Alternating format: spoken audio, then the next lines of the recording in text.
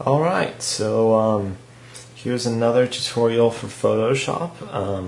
I've been getting some really good feedback lately, so I thought I'd do some more. Because I haven't done any of these in a really long time. So today we're going to be working with the crop tool. This tool right over here. The crop tool. Before we get into that, I want to show you one little thing about when we're transforming stuff. All right, so if I do use the free transform tool, which is Command T, I get this dialog. I get these little bounding box things, right? So what you can do is you can scale it out this way and just like that. But if you want to constrain it, you have to hold down Shift, right? And so it keeps the same size. I can't move it any. I can't distort this box. So automatically it just does it from there. But if I hold down Alt and Shift, it will come out from the middle like this. Alright, I just want to let you know that. So if I just hold it down with the Shift, it will come from the corner. If I use Alt, it will come from the middle. Alright, that's the only reason why I wanted to show that really quick. Let's throw that away. Alright. So actually, you may have seen this little trick I'm going to do with the crop tool before, but hopefully you haven't. Basically, in the crop tool, there's a bunch of presets you can plug in here, which is just basic crop tool stuff. I'm going to get rid of. Right now, it's constrained to I think it was like 8 by 10 or something like that. But I'm going to get rid of that.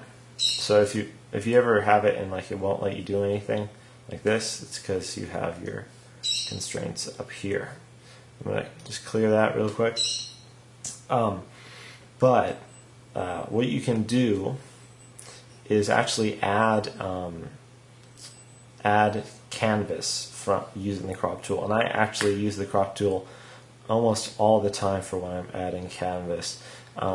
The first thing you got to make sure that you do is have either another layer that's not locked, or this layer has to be unlocked. See that lock on it?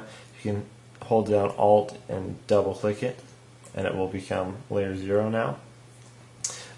So then all you got to do is, the first time it won't let you drag it out of it. Then the second time, and this is why I talked about that holding down Alt and Shift, is now I can just pull this out like that. And then when I hit Enter, and it doesn't really matter if it's hide or delete, just don't hit Shield. You could hit Shield, but don't do that. If I hit Enter, then we're just going to have this transparent border around it, kind of. I mean, there's just nothing there.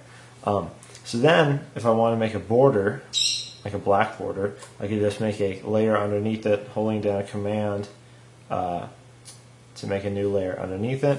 Fill that with black, Alt Delete, because black is my foreground color, and I already have kind of a border. Even though that border, like I would probably crop it like that or something.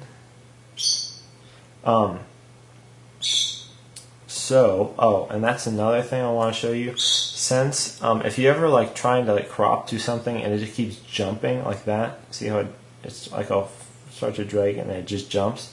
That's because Snap is turned on.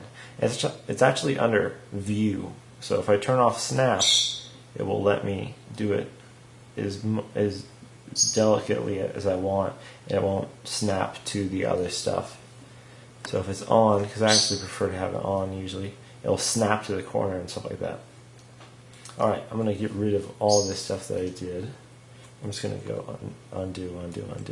And actually with Photoshop, you have to, after you've undone it once, you have to do Alt-Z, Alt-Z, Alt-Z. Because usually it's just Command-Z. Anyway, but I want to show you what's cool about this is like when I'm making something and I want it to be the right size, instead of going in there and calculating my pixel size, and let me just show you really quick the other way of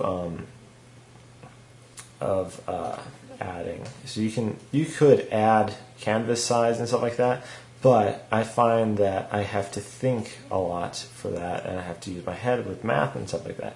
So I don't like to do that.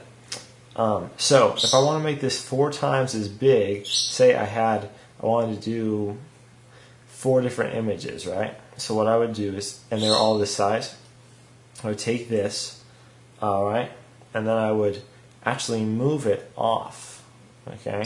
This is the same thing. If you wanted to do 2 images, you could just do this. Alright, see, so since it's the complete size of that, I'm just going to move it off.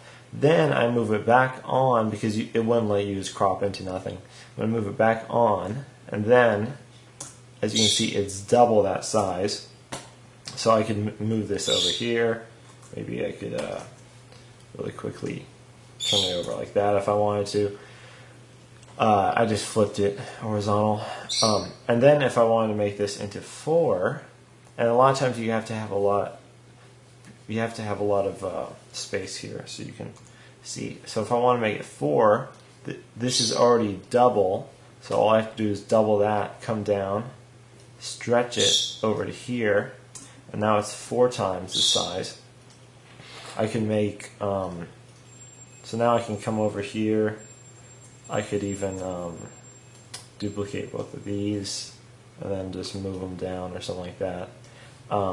But yeah, so there you have it. You can put 4 in there. You can keep going if you wanted to. I mean, you could do 6. You could do, you know, pretty much any even numbers. We could keep doing with 2 here and over there, just like that. But the important thing is, it's just cool that you can. First, you get the right size by getting it inside just one of these, and then you go out like this. You do it like that, and then, oops, I messed that up. But yeah, so that's just some crop tool magical little secrets, and I will see you next time.